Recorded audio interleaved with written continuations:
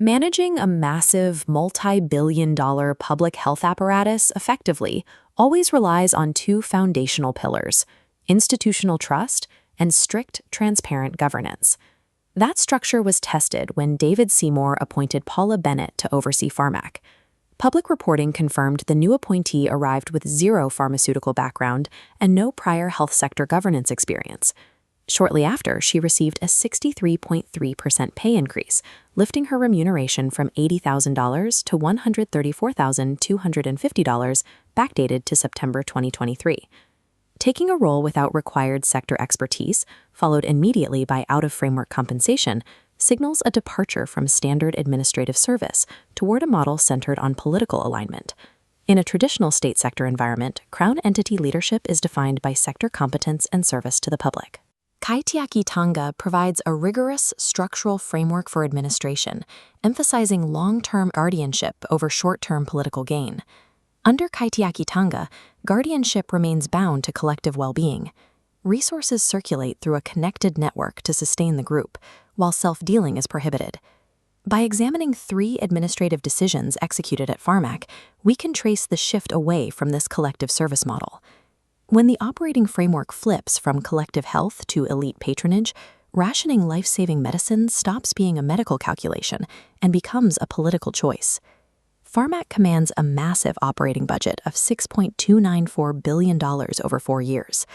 This chart establishes the ministry's standard remuneration framework for the chair, anchored at an $80,000 baseline.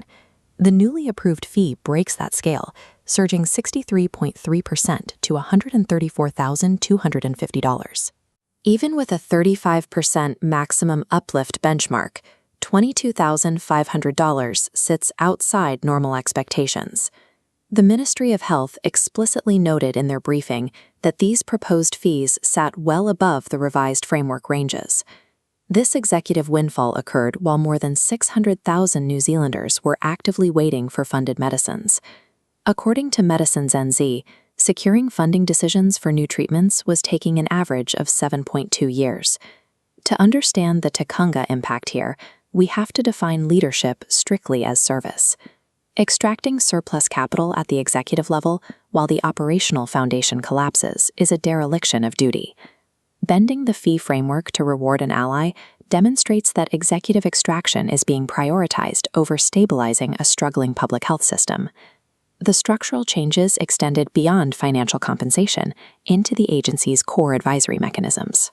This organizational model highlights Te Rōpū, the Māori Advisory Committee, a structural hearing aid for serving marginalized groups.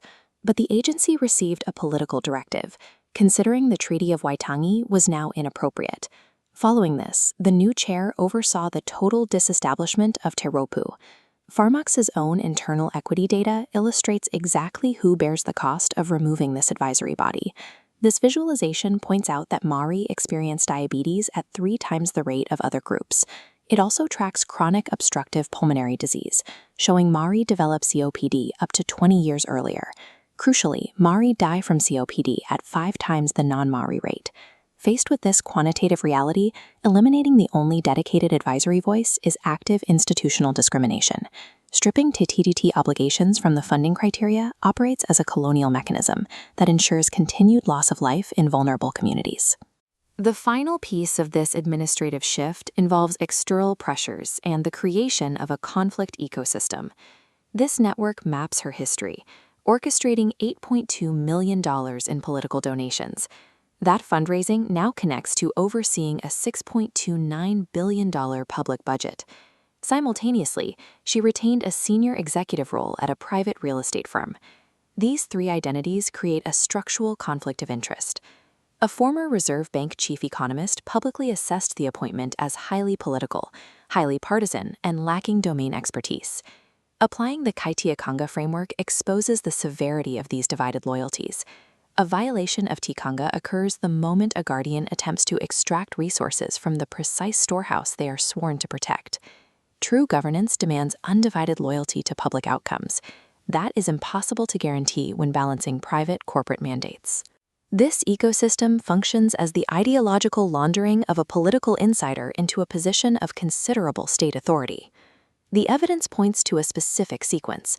out-of-framework executive compensation, the erasure of the Maori advisory voice, and the installation of a structural conflict ecosystem. These 3 administrative shifts function as interlocking gears within a colonial governance machine. The consequences do not live in boardrooms. They are felt by the people standing at the pharmacy counter or waiting for critical cancer treatments. Beyond the immediate physical harm, this governance model destroys public belief in the institution itself.